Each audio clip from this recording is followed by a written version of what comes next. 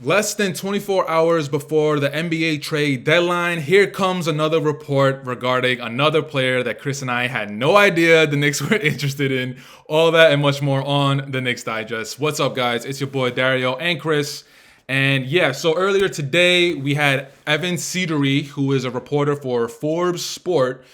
He posted this on his X account. The Knicks and Pistons have been in trade discussions around Alec Burks, per Woj ESPN on NBA Today. Burks has previously played in New York under Tom Thibodeau before going to Detroit. So, Chris, I kind of just want to pick your brain regarding Alec Burks and this report. Did it move you? Were you like whatever? It seems like it's kind of it seems like it's kind of OG Anunoby insurance. So I did not ever do a video on Alec Burks specifically, but I have brought him up a little bit in the past as a potential Knicks target. And I did mention recently that it does seem like the Knicks have interest in him.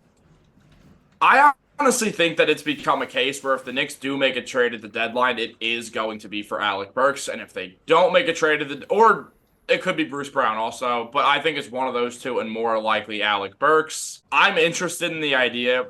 The bench could still use some extra scoring. It never hurts to add more shooting to the team. Burks is a solid wing. He's 6'6". He can play shooting guard or small forward. And this season, he's averaging 12.3 points per game while also shooting 39% from deep. He's clutch. He can create his own shot. He is a great option for the Knicks off the bench. And I'm very interested in getting him on this team. And we know that Tom Thibodeau loves the guy. He could take some point guard minutes away from Brunson, and I don't love the idea of Burks as a point guard, but I do love the idea of Brunson getting less minutes. So When was he with the Knicks? Do you remember what seasons he was with the Knicks? yeah, so he signed with the Knicks in 2020. So the season that we turned into a great team because Julius Randle went nuclear, Right. the same year Burks signed with us. And I remember loving the signing. I believe, if I'm not mistaken, it was a 1 year, $8 million deal that Burks signed with the Knicks. Burks balled out in 2020 to 2021, and he averaged 13 points per game. He shot 42.5% from three. He had just a premier Alec Burks season. They signed him after he had like a 17-game stint with the 76ers after the Warriors traded him away because the Warriors were having that nightmare year because Steph got the wrist injury and all, and they were one of the worst teams in the league. And Burks balled out. And then the next season, he was forced to play point guard, and his numbers did regress a little bit, but he was still one of the best players on the Knicks, and I would love to bring the guy back. I don't know. I don't really know how much it moves me. But as far as that, you went over his numbers right now, averaging for the Detroit Pistons. I have him up here in front of us. 12 and a half points, 2.5 rebounds, 1.5 assists, converting 38.8, which is 39% from the field, 39% from 3-point, and converting 90% of his free throw attempts. So he's a good free throw shooter, which is nice to have. Yeah, I mean, I remember him playing for the Knicks. Yeah, he had point guard responsibility. As far as trading him, trading for him during the trade deadline, I don't know. To me, it feels like OG Anunoby insurance. It says that he's a shooting guard, but also plays small forward, and OG Anunoby's a small forward. And recently, OG Anunoby has been having that elbow inflammation. He's been out for like the past 5 games. So as far as like insurance for OG, I mean, it's cool. Again, Colin Sexton, my guy for the next 24 hours. But I think OG's going to be fine. He does have the elbow inflammation. right. And that's certainly something to be aware of, but I don't think it's going to be anything serious. I think he'll be fine once he comes back. And then adding that on, it just gives the Knicks a guy who's been there. He's been on a lot of playoff teams. He's been on a lot of bad teams, like recently with the Detroit Pistons and when he played with the Warriors. And even when he was on the terrible Warriors team, he ended that season in the playoffs with the 76ers.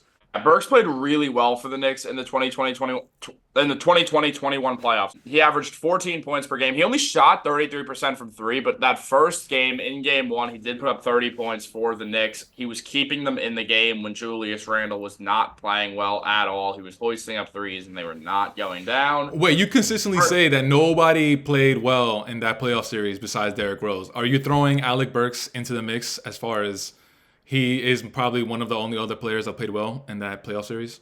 Yeah, and even Alec Burks, like his shooting regressed. So there is that to be aware of. But I would say he had a good playoffs run with the Knicks, and I would like to see him back on the team, back with the Knicks for the playoffs. They need scoring off the bench. They need someone who can create their own shot. Alec Burks is both of those things. And something I love about Burks is this man has no fear of a big moment. He's very clutch. He's hit multiple clutch shots with the Knicks. My favorite one was when he brought up the ball and just pulled up from three against the Brooklyn Nets and cashed it and sent the game to overtime.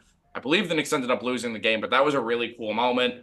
Burks isn't afraid of the big moment. He's been in New York before, so I just like the rapport that the Knicks have with him. My only concern is it feels like when the Knicks have been trying to make trades, something they've looked to do is acquire a contract that you can move for a star player. Now, Alec Burks does not have a contract that you can move for a star player. One of the reasons the Knicks are interested in Bruce Brown is because he's got that $22.5 million contract that they can use as a tradable contract for a player with value in a move for a star, where they're also packaging in picks and probably Quentin Grimes in the process. Now, with Alec Burks, he's making around $10 million per year because a few years back in the 2021 offseason, the Knicks gave Burks a 3-year, $31 million contract. Burks this season will be making, or if the Knicks take he's making $10 million this season, and next season there is a team option for Burks for $10.5 million. That's not enough for a star. So that means, one, it doesn't add up salary wise. The Knicks can give the Pistons Evan Fournier and it could work because the Pistons have salary to work with. But at the same time, you're losing a tradable contract in the process. So you probably have to figure out some way to package Burks with someone else. That's my one concern. If the Knicks want to move for a star, they would not have a tradable contract. Say they trade Fournier in a move for Burks. I kind of want to switch topics a little bit. Neither one of us, we were able to do a post game last night against the Memphis Grizzlies. So I kind of just wanted to pick your brain about that. Were you able to watch the game? Yeah, I didn't see the end of it. I saw the first half, but I did have another obligation, aka Right. rec league basketball game where I put up 11 points. So Hey, I know ball is what I'm saying. But balling. But yeah, no. So as far as post game insights to last night's game against Memphis Grizzlies, I mean, it's kind of hard to take anything away from that game because Memphis Grizzlies, they're such a bad team right now. I mean, obviously John Moran with the injuries, but it's not even John Moran. They had other players injured. They had Xavier Tillman, they had Brandon Clark, Steven Adams, Desmond Bain, and it seems like they're just doing a complete rebuild because they traded Steven Adams. I yeah, totally the forgot, but Rockets. yeah, they traded him like maybe last week. Yeah, the Rockets. Earlier today, they traded Xavier Tillman to Boston Celtics. Marcus Smart was the other injured player that I was thinking about. But yeah, it seems like Memphis, they're just throwing in the towel for the season, which I think is smart because the season started with John Moran with like a 25 game suspension. But it was hard to take anything away from the game because the Knicks, you could see the talent was just so much more higher than the Memphis Grizzlies. But of course, Jalen Brunson, something happened. It's kind of like a minor injury, if anything. He tweaked his ankle. He rolled his ankle maybe with like 7 minutes left in the game. And then Dante took over the game. He led the team in getting the W. But when Jalen Brunson tweaked his ankle, it reminded me of something that you always say. You always say how Coach Thibodeau rides his guys. And he's always like, yo, if we could be up 40 with like 5.5 minutes and he's still going to have the starting five in until like 3 minutes left in the game. But the thing is, last night, the Knicks were up by like, I think 25, 30 at a point. But then the Memphis Grizzlies, they did bring it back. I think the closest was like to 6. So Yeah. Coach Tibbs kind of had a reason to have Jalen Brunson in the game at that time. But when I saw that ankle tweak, I was having a panic attack. I was like, of course, he gets hurt the week prior to All-Star weekend, to All-Star break. But it seems like it was a really small tweak. I think he'll be fine. They play tomorrow against Dallas at home. What I will say is that I think Brunson's going to be fine. Fred Katz tweeted out soon after that Brunson walked out on his own, but both him and Josh Hart were walking on noticeable limps. Oh, right. Ankle rolls happen.